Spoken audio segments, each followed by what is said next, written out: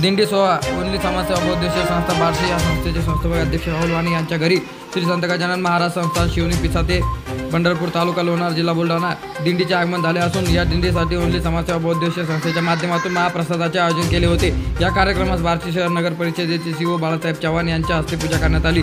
गजानन महाराज दिंडी प्रमुख तसेच माऊली मदन पाटील यांच्या वेळोवेळी सत्कार करण्यात आला। या प्रसंगी संस्थेचे सर्व पदाधिकारी उपस्थित असून सर्व मान्यवरांचा सत्कार संस्थेच्या वतीने करण्यात आला। महाआरती झाल्यानंतर सर्व वारकरी यांना संस्थेच्या वतीने भोजन देण्यात आले।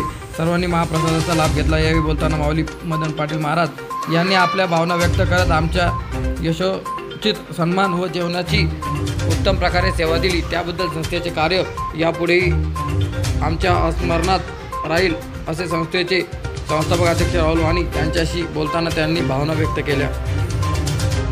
राजकारण आम्ही सेवा करतो, मग ते रक्तदान शिबिर असेल, वह्याच्या माध्यमातून गरजू मुलांना सायकल वाटप असेल, त्याचबरोबर वह्या पुस्तकांच्या सुविधा काय असतील ती आम्ही देतो।